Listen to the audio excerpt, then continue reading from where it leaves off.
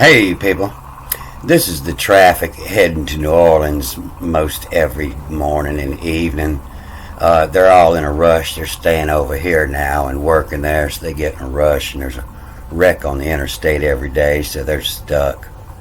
This is Long Beach, me heading home probably around 5. This is a steel building how-to, and if it's boring you, skip in about 5 minutes, and I've got some more information there that's more important for everybody. I was fighting through the weekend and through storms, having to rush this, so I didn't get as much video as I wanted. And I'll have to go set his storefront door and get a hole before I head on down to Booty, Louisiana. I got a customer I built a big pool cage there for. Called me and said have a little damage. These are some of the nicest people in the world live down there, these coon asses. And the cage encloses the whole backyard. It goes from fence to fence. And these people are so nice, they have me put a door in that goes straight to the neighbors so the neighbors could use the pool too. And not just any door, but a custom door that had to be custom rigged to slide because there was no room for it to open. I couldn't get as many shots as I wanted to. I was rushing this through the weekend when there was nobody there. And I was kind of rushing trying to get this roof on between storms. And so I didn't get a lot of videos of it. But on the existing roof here, you can see how it's a different panel. And somebody had stretched it. You know, these laps should all run, 12 inches. And so the width of my steel is 39 foot. So it should have worked out right on the lap. And so they had stretched this out. And so I was having to stretch my sheets in order to match this up. Because that's the only way to waterproof this, is get the ribs to line up. So where I started, they lined up, but they started squeezing tight. So I had to stretch the sheets every time, maybe 3/8 of an inch to make them fit. So I stretched the top and the bottom so so to stay lined up so it doesn't look so bad when you get to the end. And I had to pull the screws out a couple girts high, and this one here I had to modify the whole building. They kind of screwed up when they ordered it.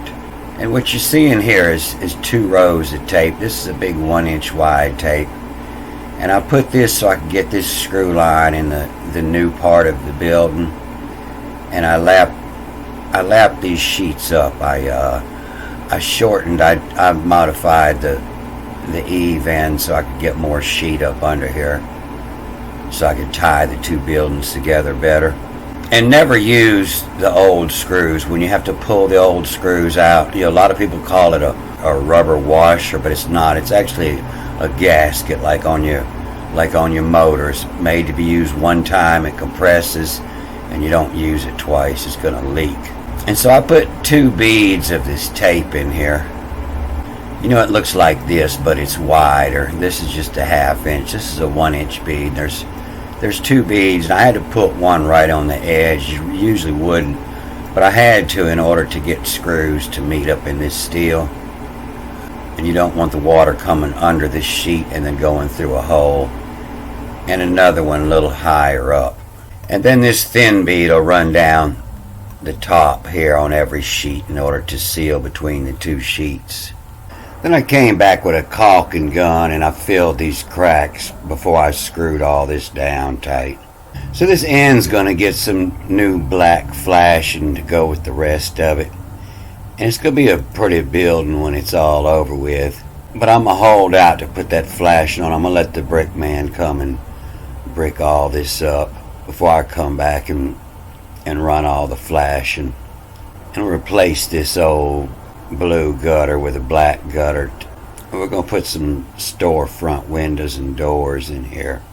And I hung this gutter across the front, and I just left the end caps out of it so the water just run out the side. I'm not going to put the downspouts on until after the concrete man comes and fixes his anchor bolt problem. They'll just be in the way and get dented up. So I'm just waiting on the glass man to send me some dimensions, and I'm going to go cut these holes for the doors where the new doors are going in and for the window. and then I'll probably leave that with the brick mason. And when he gets up to the top, I'll come back and remove these cameras and this gutter so he can finish his brick up, and I'll put the new gutter on. So tomorrow is 9/11, and the girl working here, she had asked me about it, and I red-pilled her, and she had to shut me up because she heard too much. It was turning her stomach. But I've been doing this for over 40 years, and my dad did this. He built the Chicago Tower. He worked for New England Steel for a while before he moved down here. I got a bookshelf full of books signed by Mr. Lincoln, the man that invented arc welding. And none of us can make the steel melt with jet fuel. It just didn't happen. When I was in the Navy, I had a little Coleman camp stove that I used on my landing craft. And I burned the same jet fuel that we put in these fighters in it to warm up my MREs. You know, it'll get hot enough to boil water, but it doesn't melt your stove down. It doesn't melt the aluminum pot. But I had told her about this building 7 here. That drops like a rock straight down uniformly, symmetrically into its own footprint after witnesses hear explosions. It falls just like the old hotels in Las Vegas, and they come back 8 years later and their final report and try to convince the American people and architects and engineers who hadn't already forgot about the collapse of this building, 8 years later, if they ever really knew, because not one of the 80,000 members of the American Institute of Architects, of which I'm a member, has heard about Building 7, the third worst structural failure in modern history, after the Twin Towers. This is an extraordinary collapse we should all be aware of, but we find in our conferences throughout the country that none of us are aware of it. There was 3 buildings that day that accidentally fell right in their footprint. And when, professional demolition companies go out, every third building they mess up. They very seldom to get them to drop exactly in the footprint. But this is another good movie that... oh my God! No, you'll be okay. I can't breathe! This guy put a bag of brownies in the fridge and let his mom and girlfriend eat them. And after they finished eating, he come down and told them that was supposed to be broken down in 10 pieces. That was 10 doses of edible. And he made them total freak out. They had spiders crawling on their face. They couldn't deal with it. They both got up in the shower with all their clothes on. They were so high. Your mind creates reality, and that's what the television does. They tell you it happened, and then it happens, and you believe it. Your whole body believes it, and it actually happened to you then, whatever you're told. Simply by telling them that there was marijuana in the brownies, he's got them totally freaking out. They're higher than they've ever been. I've done 10 times more. The regular brownies from Kroger. I've done 10 times more than anybody should do, and I've never been that high. It's all created in your brain.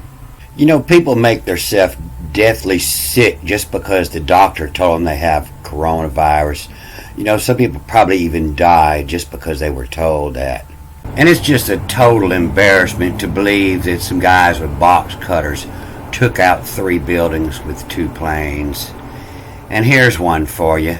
False information checked by independent fact checkers. The fact check says Facebook does not take down posts that include a Pledge of Allegiance. And so this is what's going on here, is there's a Pledge of Allegiance on this flag, and they want to cover it up. So the only people being honest about 9/11 is Donald Trump and Ilhan Omar, when she said some people did some things, and when he says that the people who perpetrated this are still alive. It had nothing to do with Afghanistan. This is all homebred terrorism. And the whole world's fighting back right now, and they're waiting for America to wake up and march with them. You know, it's time we got to get rid of all the fraudulent governments around the world. Don't forget. Hooty hoot, hooty hoot. I won't forget. All right, I'm going to cut this off here. Good day.